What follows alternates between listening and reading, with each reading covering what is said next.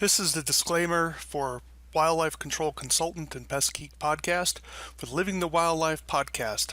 Always follow national, state, provincial, and local laws when using pesticides and/or other control methods to manage pests. Wildlife Control Consultant, LLC, Pest Geek Podcast, Living the Wildlife Podcast, Stephen M. Vantassel, or their or his affiliates are not responsible for followers' use of the information provided here. Hi everyone, Stephen Vantassel here. I know I'm not in the frame, but we're giving you another episode of Living the Wildlife Podcast as part of the Pest Geek Podcast family. Today, glad to have you on board. If you want to reach out to me, you can reach out to me at wildlifecontrolconsultant@gmail.com, wildlifecontrolconsultant@gmail.com. Wanted today to talk about a product that I was sent that I had a chance to play with a little bit. This is called the Victor M460UC Zapper Max. And so there it is. You can see has some openings there to allow rodents in. This is an electronic rodent trap, and I wanted to talk about it a little bit here. As you know, a lot of people have concerns over secondary rodenticide poisoning. They're wanting to go quote-unquote green or non-toxic, and so they're looking for ways to control mice or rats in a manner that's not going to have rodenticides. Some people also want to use humane methods of control, and certainly electrocution meets that criterion. It may not be, strictly speaking, euthanasia. However, it certainly would meet the criterion of humane dispatch. And if you want to learn more about those two terms, you can go back through and look Google search on my podcast on euthanasia and the difference between euthanasia and humane dispatch. So I'm not going to discuss that here. I wanted to talk about this particular trap. So this was sent to me, and give you some dimensions on it. It's 18 inches long, so I have a span of about 8 to 9 inches, so it kind of gives you an idea how big it is. And then it's 5.5 inches wide from here to here. So look about the size of that pen, 5.5 inches wide, and 3.5 inches tall. So it has a pretty sleek design here.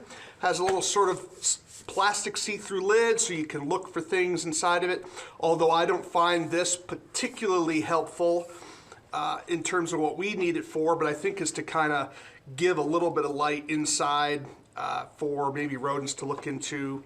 It's dark enough, but it still allows some light to be seen through it. But in any event, you would open it up like this, and according to one of the ads I read, it says that when you open the lid, it shuts off. So the main kill area is located here. Hold that up for you. And you can see the metal plates there. That's where the rodent is going to make electrical contact and get electrocuted. So if you're going to find out how to remove get to how is it powered, well, you would pull this section out. This makes for easy cleaning if you need to clean it, which is nice. And then this portion would simply slide out. So you can't just simply pull this out. You have to kind of dismantle the whole thing internally. And this is what powers the device. Now, what I don't like about it is it requires you to unscrew all these screws in order to put in the 4 AA batteries. That's a lot of work. It's a hassle. I would certainly recommend having a motorized drill bit. A lot of you already have that, of course. Screwdriver, mechanical screwdriver to kind of zip through this. But that's a real pain in the butt. I wish they would change this particular design. There may be a reason maybe to keep it a little bit more water resistant perhaps, because one ad I read did say this could be used outdoors. The situation that I'm using it in right now is not outdoors. I'm using it inside an unheated garage, And this is Montana, so I put it out there, I believe, in September. And the batteries kind of went dead in December, so you're looking at 3 to 4 months. And I was only using Duracell, regular Duracell batteries, only 4 AA's. I would certainly recommend 4 Energizer lithium batteries, like, you know, the Energizer Bunny, the Energizer lithium batteries. I think you'll get a little bit more length out of them. A little more expensive, but I've been very happy with Energizer batteries when I've used them for other things. Energizer lithium, I need to be clear about that.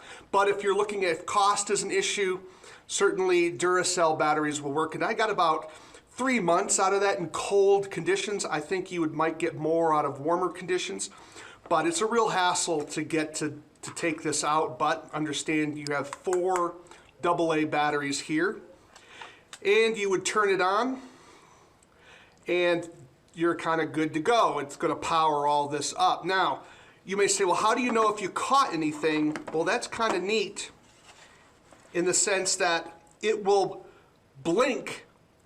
It will blink when it's fired, and it will also blink towards you, blink for you when it's getting low on power, and of course when it's dead it won't be blinking anymore. So it'll give you a visual cue as to whether there's been a capture, and it will give you a visual cue if the batteries are getting weak and you need to get them replaced. So just to kind of show you a little bit more about this, you should be able to see that it has some zip tie connections. So if you want to put it up on a ledge or something and to anchor it down, it also has holes inside of it for you to drill it down and secure it or anchor it to the ground if you need to, which is a nice feature as well.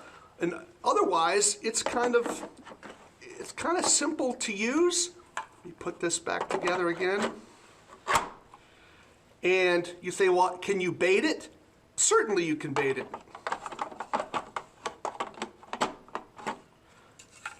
Here we go. And this is where you'd bait it. It has a little baiting capsule here.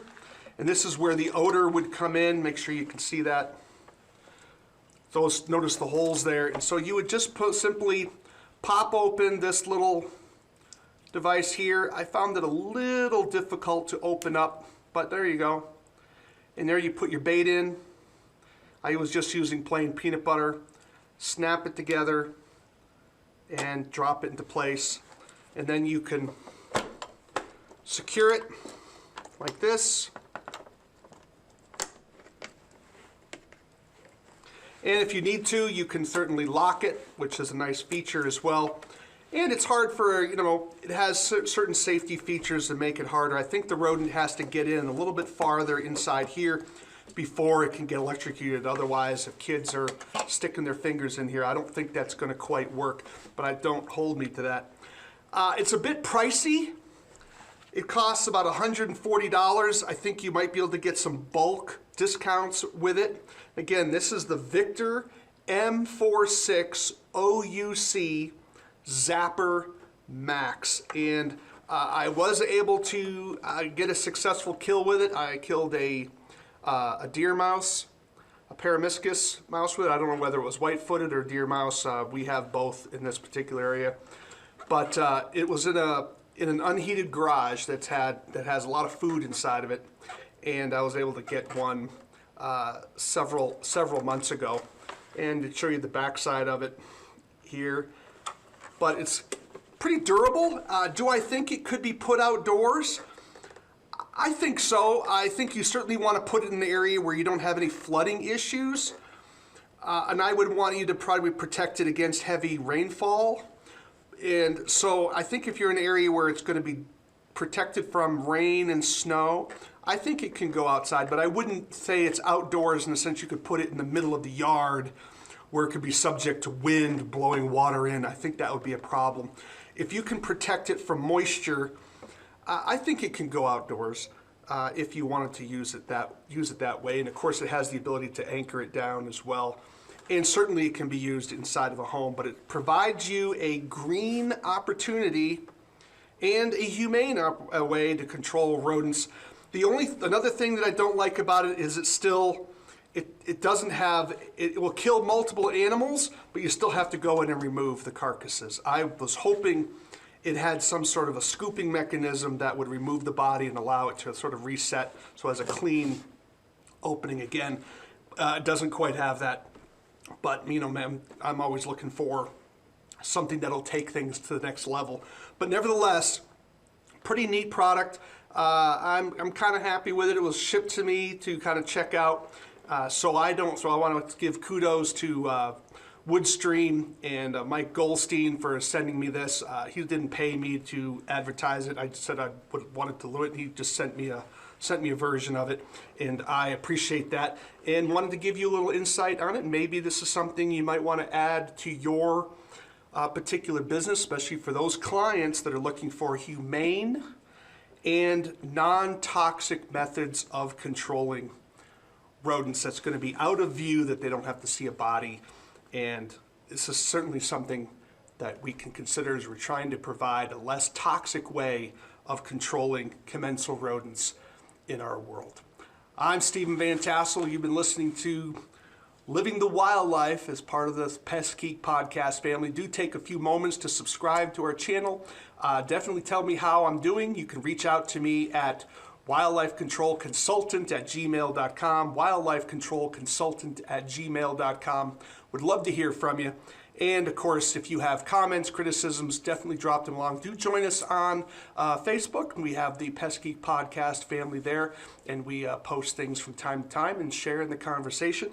If you have want to be interviewed on our show, definitely reach out to me again at wildlifecontrolconsultant@gmail.com. And we've been today talking about the Victor M460UC Zapper Max from Woodstream. And interesting device. This is Living the Wildlife. Why? We want you to live the wildlife, not be the wildlife. Take care, everybody.